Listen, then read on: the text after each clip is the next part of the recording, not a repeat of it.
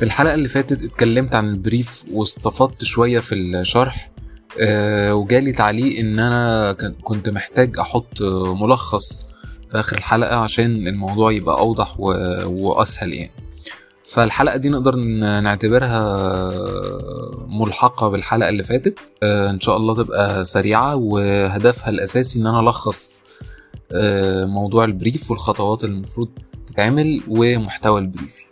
اولا البريف زي ما قلت الحلقة اللي فاتت انه ملخص، كأنه ملخص لأهم النقط اللي بتوصف البيزنس بتاعك، بيحتاجوا المسؤولين عن التسويق الإلكتروني عشان بناء عليه بيقرروا الأفكار والأساليب اللي هينفذوها عشان يسوقوا للبيزنس أو المنتج بتاعك.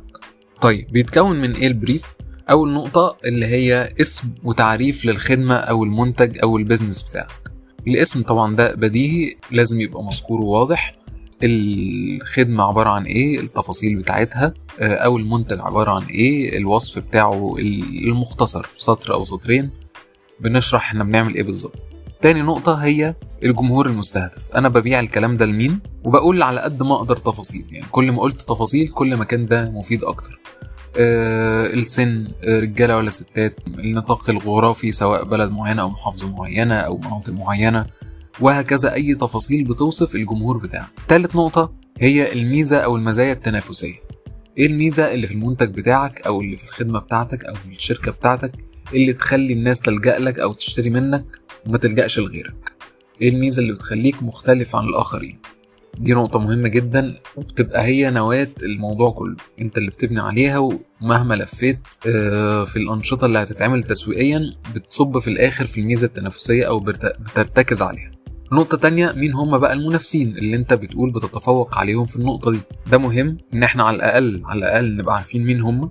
لو عندك إضافة، ايه المزايا اللي عندهم، ايه العيوب اللي عندهم، اي معلومة عنهم بما انك في السوق محتك بيهم اكتر، في حاجة معينة عندهم عايز تتفوق عليها، اي تفاصيل تخص المنافسين مهم جدا انك تقولها. بعد كده بيجي نقطة الأهداف، والأهداف محتاجة يبقى فيها اشتراطات معينة عشان تبقى منطقية وتبقى احترافية أكتر. أول حاجة تبقى محددة، بمعنى إن أنا عايز 35,000 جنيه إيراد في الشهر مثلا. في حاجة محددة واضحة نقدر نقول عليها هدف، مش أحلام أو مش نفسي أبقى أحسن حد في الدنيا أو أحسن براند في الدنيا وهكذا.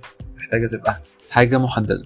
النقطة التانية تبقى حاجة قابلة للقياس، يعني تقدر تحسبها رقميا، ليها مقياس معين للحساب، زي ما قلنا في المثال بتاع عدد معين أو أرباح معينة أو إيرادات معينة، عايز حتى عدد فولورز معين، عايز عدد مشاهدات معينة على اليوتيوب مثلا، أيا كان. مهم تبقى حاجة قابلة للقياس.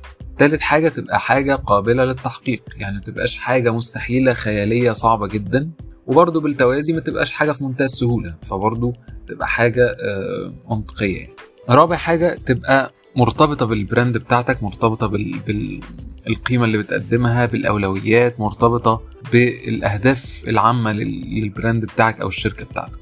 ما تبقاش حاجة بره السياق، انت هدفك بتبيع وعايز جنبها مشاهدات يوتيوب مثلا، ما يبقاش ده هدفك الأساسي اللي بتبنى عليه الخطة بتاعتك. ده ممكن يبقى حاجة فرعية، ممكن تبقى تخص بتاع التسويق الإلكتروني نفسه، إنما هدفك أنت كبزنس كصاحب بزنس محتاج يبقى مرتبط بأهداف الشركة بشكل عام، وبأهداف أو بالأولويات بتاعتك والقيمة أو الفاليو اللي بتقدمها. كمان مهم، ودي آخر حاجة، مهم يبقى الأهداف بتاعتك مرتبطة بوقت، مرتبطة بفترة زمنية واضحة. بنهاية عام كذا عايز أبقى محقق الأرقام الفلانية، بنهاية الربع الأول من السنة دي عايز أبقى محقق الرقم الفلاني، وهكذا. فده مهم جدا عشان الأهداف تبقى سهل إن أنت تراجعها وتتابعها، وإن أنت تحط الخطط بناء عليها، وإن أنا في اليوم الفلاني أو في الوقت الفلاني مهم أكون حققت كذا كذا. فده بيساعد في التخطيط لتنفيذ أو للوصول للهدف اللي أنت عايزه. نقطة كمان مهمة في البريف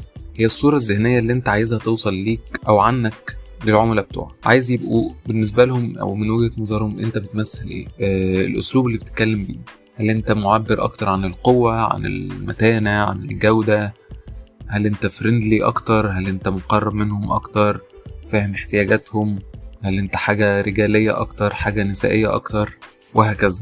الرسالة التسويقية اللي انت عايز توصلها لهم.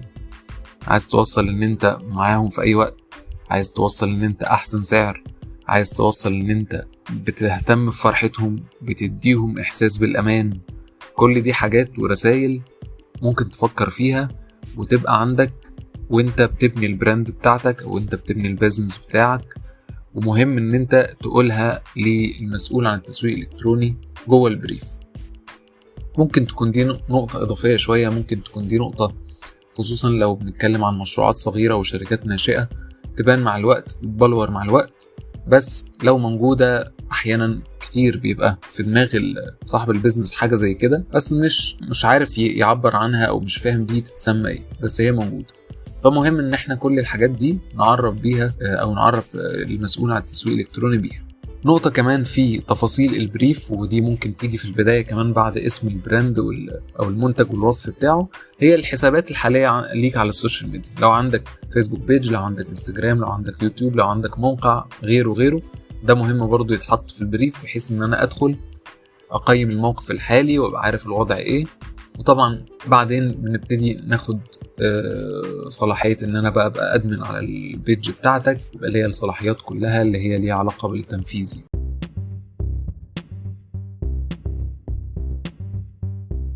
بكده تكون الحلقة دي خلصت من بودكاست نتفاهم، البودكاست اللي بحاول فيه اقلل الفجوة بين اصحاب البيزنس من ناحية والمتخصصين في التسويق الالكتروني من ناحية تانية. كان معاكم معتز بالله مصطفى، مدير تسويق إلكتروني وكاتب محتوى للعديد من الشركات في مصر والخليج. لو عجبتك الحلقة ياريت تعمل سبسكرايب للبودكاست وتبعت لي رأيك وملاحظاتك.